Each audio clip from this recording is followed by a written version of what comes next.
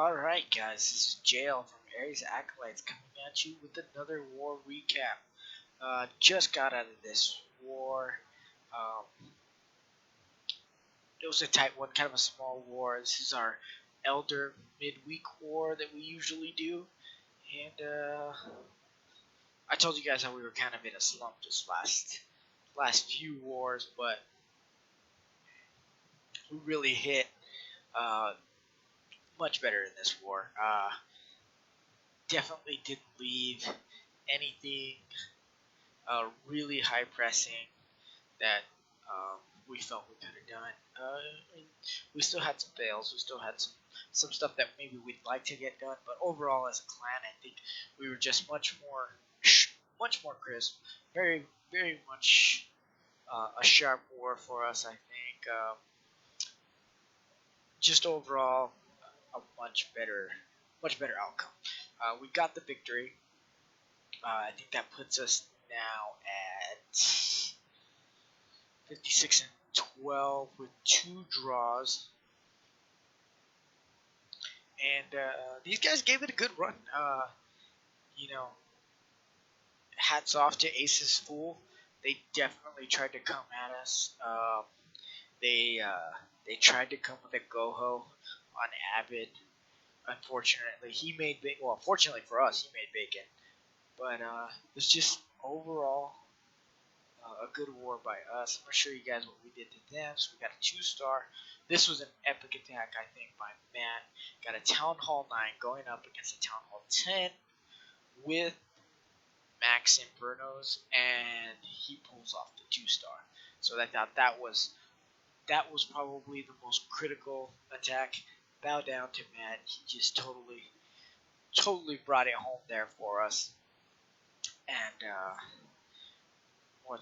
and then everybody else was just really sharp. I can't say that we got a whole lot of 3-stars on these Town Hall 9s, but we got the 2s, and we made sure that 2s were pretty much handled on our first attack. And then we had some really nice 3-stars by the Town Hall 8s. Definitely some good Town Hall 8 on Town Hall 8 action. So, without holding you guys up anymore, I'm going to go ahead and take a look at the clan chat. Haven't been too active right now. Usually right now is a really good time. Usually get a lot of activity, but not really anything going on. So I'm going to give you guys a quick look at the base that Matt hit. Again, this was clutch. Our Town Hall 10 came in this base. I thought he had a pretty decent idea of coming in through the side. You definitely don't want to hit these. Anytime you kind of see these like shield bases or kind of general-esque type bases, they are built to have you try and come in through either the north or the south. And I don't know if you guys have ever noticed, but typically you get a lot of people that like to come in from either the north or the south whenever they attack your base. And one of the big things is they typically try and take the shortest route to your town hall. So whenever you're building a base, try and make sure that you're setting up your traps for that. Looks like Liv wasn't sure what YouTube or YT stood for. It's YouTube. But anyway, yeah, try and set up your base to where if you're trying to pull somebody some way, you can kind of trap them in that area. And it seemed like this guy, that's what he was trying to do. It seems like he's trying to pull him here, but then he has a quad Tesla core right here, and then he's got Infernos backing that up. So what ends up happening is you get a whole lot of damage output. You can't heal right here because you got Inferno towers locked on, and it's a really good recipe for a failed 2-star. But Matt wisely decides to come in from the side here, and I'm going to go ahead and get into the attack and kind of just give you my commentary as it's happening. He elects for a 4 golem, 3 golems here, 1 golem in the CC. Gets the CC pool, and the reason that he really wants to get the CC pool anytime you guys see this when you're going up to hit a Town Hall 10, if they have 3 balloons in that CC, that can really wreck golems. So I highly recommend getting a CC pool if you are attacking a Town Hall 10. If you can't get the CC pool, CC lure, I think it's very very difficult to come out with a 2-star. Matt also elects for a double jump here. I thought was also a really great decision because he really gets that spread with the golems, and he's able to tank for his witches, wizards, and heroes long enough to get onto that Inferno tower, take it out, get the rage going in there, so that he can take out that town hall. Then you also had him see how he made the funnel right here with the witches and the wizards. That redirected his queen to start going into this core and really start to put in work on that town hall. Luckily, queen locked onto that town hall beautifully.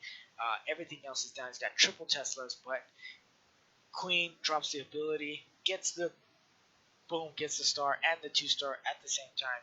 That was clutch for us. Way to go, Matt. I thought it was the most critical attack and the best attack of the war. No offense to any of the other guys. It's just when you can get guys that hit up and then hit up a town hall for 2 stars, it is really, really clutch, and it just really helps out the war. So, congratulations, Matt. Way to go. MVP for sure.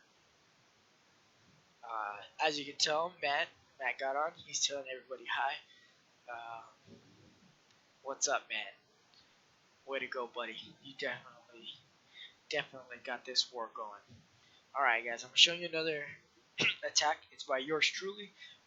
If you guys have seen my breakdown on the Taylor base, you guys will realize that this base is oh so vulnerable to surgical hogs. This is another really bad variation of the Taylor. There really is no good variation in terms of it protecting versus surgical hogs. It's just set up for that style of attack. I think that the Taylor can be a very good hybrid trophy farming base. Typically, most people when they come in with giants and giant barge, or whatever you want to call it, or just straight barge, it's really hard for people to attack all 4 sides of the base and be successful. So when you see it in wars, though, wars aren't about getting resources or loot or anything like that.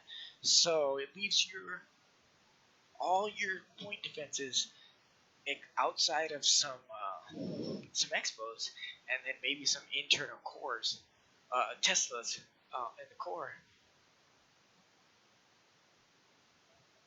exposed.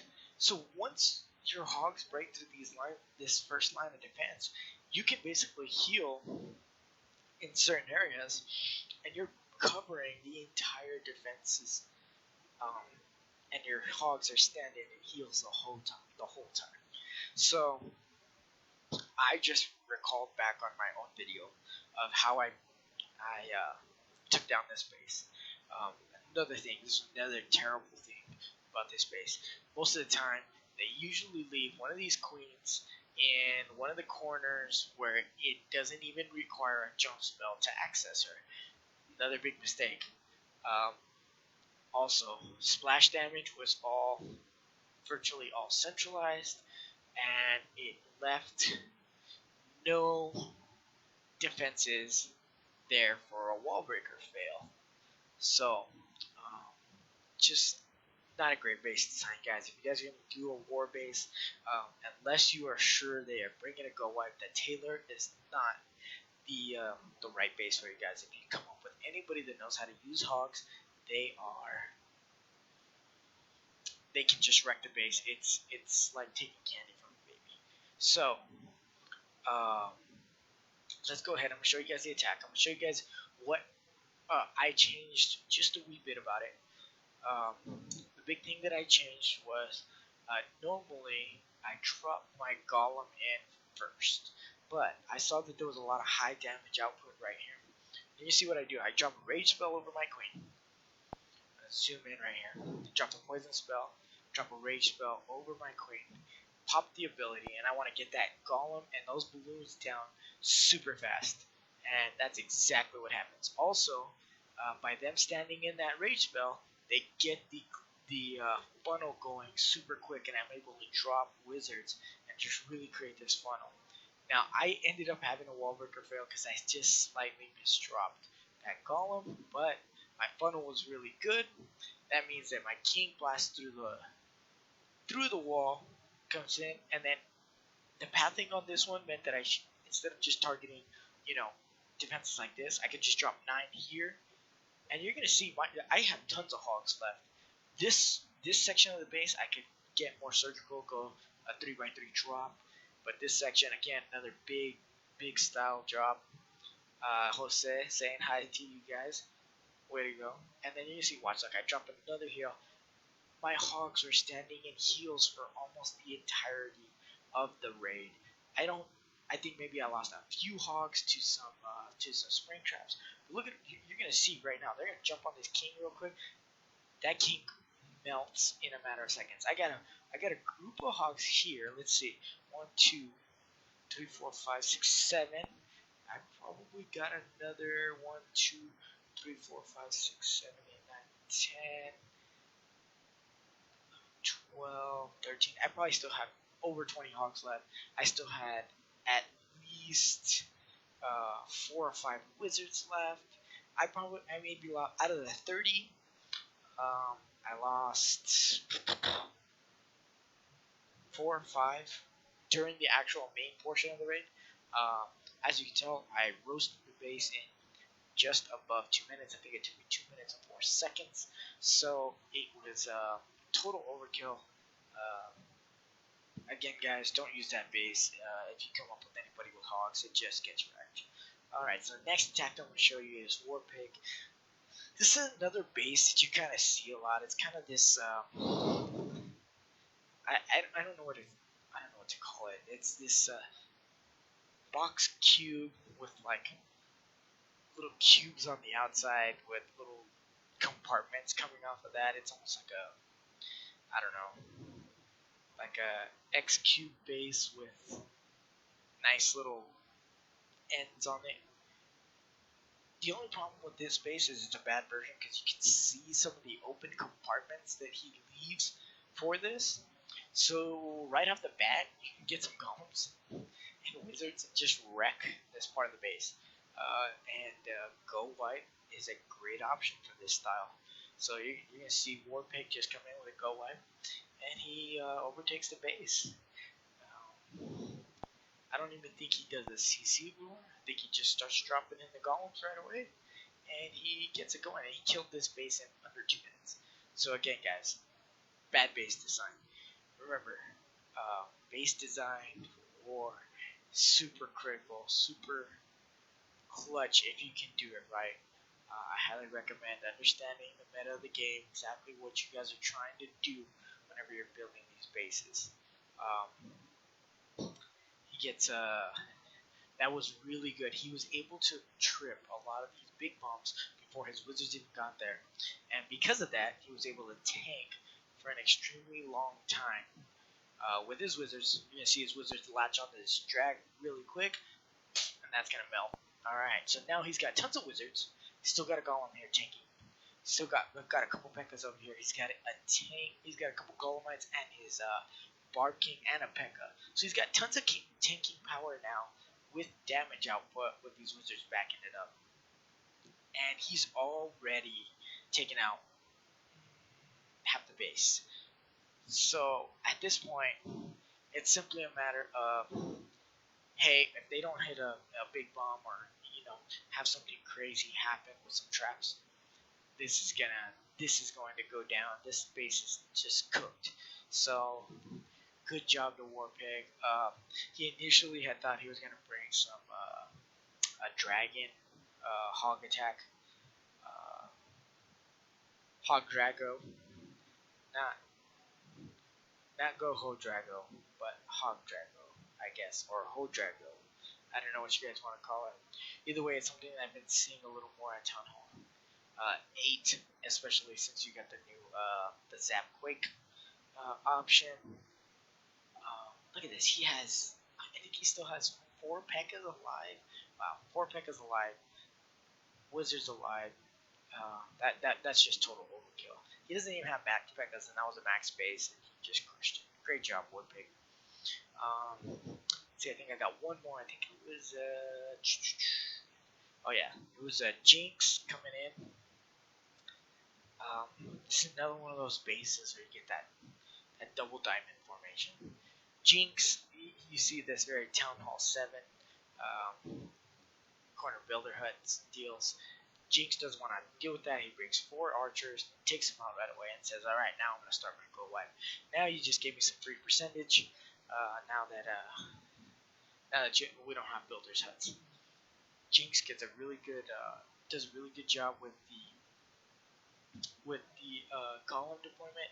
The only thing I'll say here to Jinx is whenever you're deploying your golems, if you get that CC lure, you want to right away have the wizards backing it up.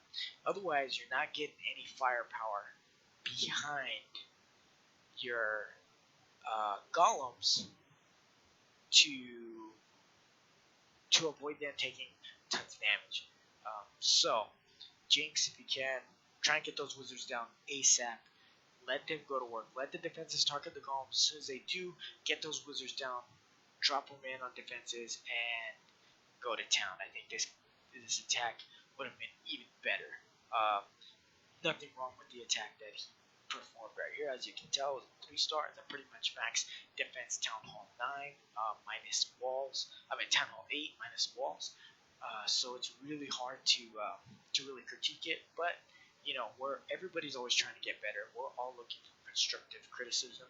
Nobody takes anything we say as a personal vendetta. Everybody's trying to get better. And that's the beauty of the clan. That's what you're looking for whenever you're trying to get into a clan, is a bunch of guys, good group of guys, or girls. Girls too. I've seen tons of good female clashers out there. So where everybody's trying to help everybody out to become better clashers and just better overall players. So congratulations, guys! Again, you guys rocked at this war. Um, really happy with the result. Hopefully, this turns it around for us. Get on another really good roll again. I think we're back up to 3 in a row now. So we need to get on another good roll here. Definitely didn't like these, last 10 wars or so. Haven't had as much success as we would really like. But looks like we're really turning it around. Hopefully this really helps. Until next time, guys, this is JL from Aries Acolytes signing off.